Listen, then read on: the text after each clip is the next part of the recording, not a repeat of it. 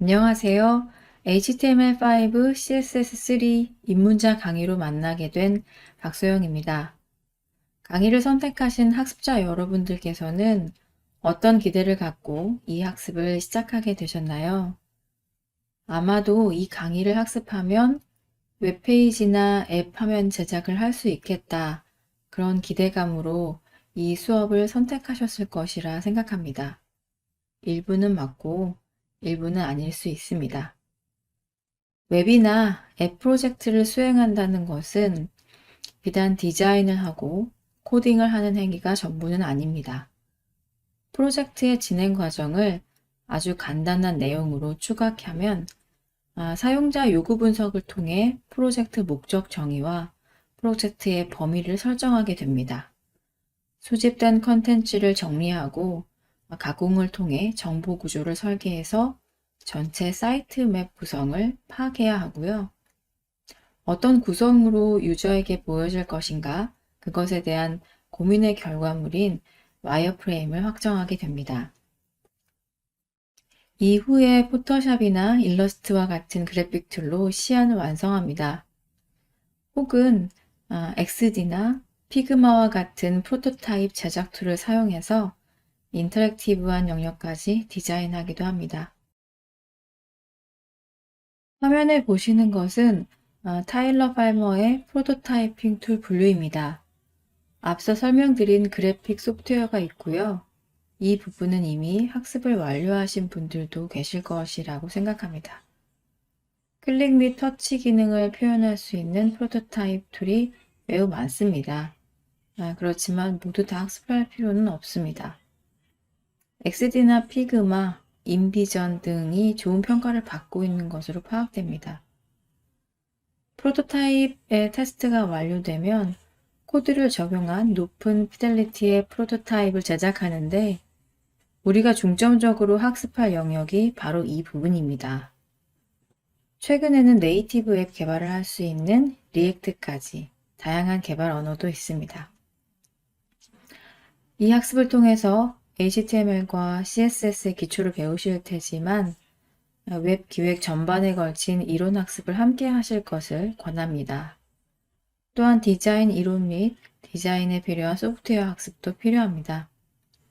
우리는 디자인이 다 됐다는 가정하에 퍼블리싱을 하기 위한 기초 지식을 배우게 됩니다. 그럼 천천히 시작해 보겠습니다.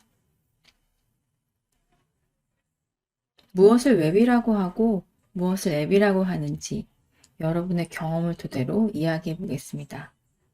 네이버를 예로 들어보죠. 브라우저 상단에 URL 입력 창에 네이버닷컴을 입력하면 네이버 화면이 뜹니다. 이 행위를 HTTP 요청이라고 합니다. 네이버의 웹 컨텐츠를 갖고 있는 웹서버에서 이 요청을 받고 필요한 자료를 클라이언트 PC로 보내줍니다. 접속하는 순간 화면에 출력되는 모든 정보가 일단 클라이언트 PC로 전송되는 것입니다. 여기서 클라이언트 PC는 여러분이 사용 중인 컴퓨터를 의미합니다. 실제 웹 화면을 보면서 설명해 볼까요? 네이버닷컴이라고 웹 브라우저에 입력을 하면 저와 똑같은 화면을 여러분들도 보실 수가 있죠. 화면에 보시는 것처럼 네이버에는 로고 이미지도 있고요. 텍스트들도 있습니다. 다양한 이미지들과 소스들이 있습니다. 그러면 F12번을 눌러서 개발자 모드로 한번 보겠습니다. 여러분들 키보드의 상단에 보면 펑션 키들이 있죠. F12번을 눌러보시면 브라우저에 개발자 모드가 실행이 되는데요. 한번 살펴보시면 이쪽 상단에 보시면 이 두 개의 아이콘들을 일단 알고 계시면 좋을 것 같습니다. 하나는 브라우저에 있는 요소를 직접 선택할 수 있는 기능의 아이콘이고요. 그 옆에 있는 것은 다양한 디바이스별로 브라우저의 사이즈를 조절할 수 있는 그런 기능이 되겠습니다. 아래쪽에 보면 독타입이라고 시작돼서 HTML이라고 보이죠? 이 부분이 이제 HTML 소스가 되는 것이고요. 그 아래쪽에 보시면 CSS 소스도 이렇게 존재합니다. 자, 첫 번째 아이콘을 선택을 해서요. 브라우저 화면에 로고에 접근해 보겠습니다. 마우스를 올리는 행위만으로 현재 로고를 선택하고 있다는 게 보여지시죠? 체크를 하면요. 화면에 HTML 영역에 선택된 녀석이 이 부분이라는 게 표시가 됩니다. 보시면 A 태그라는 것도 보이고 H1도 보이고 div라는 녀석들도 보이네요. 여러분들이 이제부터 학습을 해야 될 코드이니까 눈여겨보시면 좋겠습니다. 여하튼 이 A 태그 부분이 로고를 담고 있는 것 같은데요. 이 요소에서 마우스 우클릭을 해서 딜레이트 엘리먼트를 눌러보겠습니다. 요소를 삭제한다는 해석이 되겠네요. 그러면 화면에서 보면 네이버의 로고가 삭제되고 보이지 않습니다. 그렇다고 이 사이트에 접근하는 많은 사람들의 브라우저에도 로고가 안 보이는 걸까요? 그렇지 않죠. 이것은 내 컴퓨터로 잠깐 임시로 저장되어져 있는 소스이기 때문에 여기서 마음껏 삭제를 해도 전체적으로는 적용되지 않는다는 거예요. 내 PC에서만 이렇게 보인다는 겁니다. F5를 눌러서 다시 리셋을 해주시면요. 재실행을 해주시면 기존 상태로 다시 요청이 되는 것이기 때문에 웹서버에서 새로이 받아서 다시 출력되는 것을 보실 수가 있습니다. 이렇듯 HTML과 CSS, JS 파일, 그 밖의 이미지들, 모든 자료들을 내 PC로 다운받았다는 것을 이해하시게 되었어요. 이렇게 브라우저를 통해서 구글로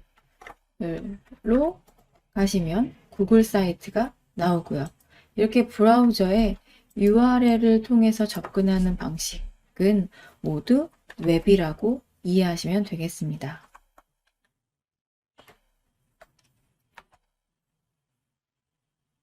그럼 앱은 어떤 개념일까요? 여러분이 앱을 모르시지는 않을 거예요. 스마트폰을 갖고 계실 테니까요. 앱은 일반적으로 구글 플레이스테이션이나 앱스토어 등 어플을 다운받는 곳에서 원하는 앱을 선택해서 설치하면 되죠. 여러분들의 스마트폰에 설치되어진 많은 앱이 있습니다. 이렇게 설치되어진 앱은 가끔씩 업데이트를 하라는 메시지가 뜨고는 하죠. 이런 형태를 네이티브 앱이라고 합니다. 스마트폰에서도 웹 화면을 볼 수 있습니다.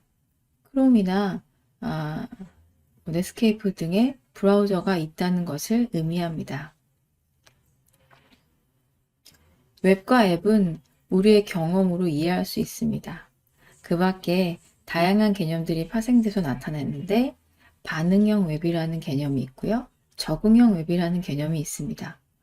웹 앱이나 모바일 웹, 굉장히 헷갈리는 용어들이기도 하죠. 네이티브 앱은 스마트폰에 깔리는 앱이라고 설명을 드렸고요. 하이브리드 앱이라는 것도 있습니다. 이런 용어들을 각각 구별해서 이해하실 수 있을까요? 자, 반응형 웹이란 웹의 기본 개념에 브라우저의 사이즈에 따라 유동적으로 레이아웃이 변경되는 형태를 의미합니다. 예를 들어볼까요? 저는 굿디자인 웹사이트라는 굿디자인 어워드라는 사이트에 접속을 했습니다. 여러분도 디자인 공부를 하시면서 많은 레퍼런스 자료들을 좀 필요로 하실 텐데 그때 유용한 참고 사이트로 이해하시면 되겠습니다. 국내에 있는 웹 에이전시에서 만든 웹이나 혹은 앱들을 이곳에 전시하는 곳이라고 생각하시면 돼요. 상단에 보면 메뉴 영역에 보시면 웹 부분과 UX 부분으로 나눠져 있는데, 웹은 우리가 알고 있는 그 개념의 웹이고요. UX 부분을 모바일 버전으로 개발한 것을 이렇게 이름을 지어 놓은 것 같습니다.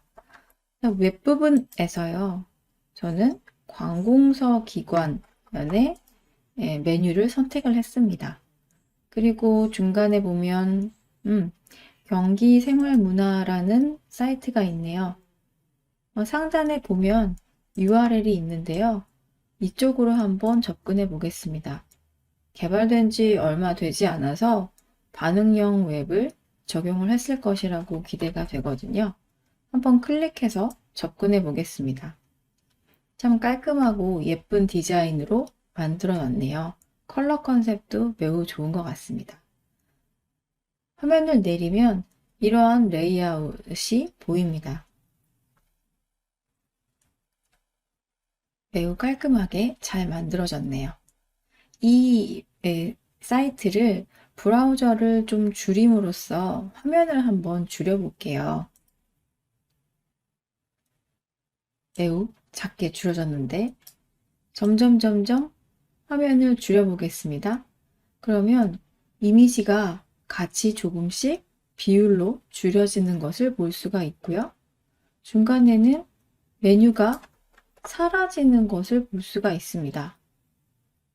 그리고 더 줄여볼까요? 더 줄이면 이미지의 비율이 더 줄어지고 폰트 사이즈도 수정이 되는 것을 보실 수가 있을 거예요. 더 줄이면 모바일 버전에서 봐도 괜찮을 법한 레이아웃이 이제 만들어집니다. 전혀 레이아웃이 깨지거나 디자인 컨셉이 흐트러짐이 없죠. 전체 화면에 보시고 F12번을 눌러서 개발자 모드를 실행한 후에 조금 전에 설명을 드렸던 이 부분 아이콘을 한번 선택해 보세요. 클릭해 보시면 디바이스 사이즈로 바로 볼 수가 있습니다. 상단에 아이폰 6로 지금 선택이 되어져 있는데 다른 사이즈로 선택을 해서도 볼 수 있습니다.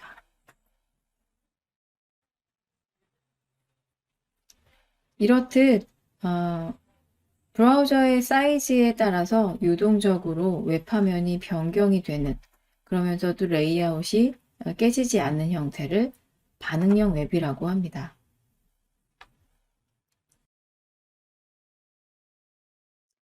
적응형 웹은 접속하는 기기가 PC인지 모바일인지를 파악해서 그 사이즈로 정리해둔 CSS가 적용되는 스타일을 말합니다.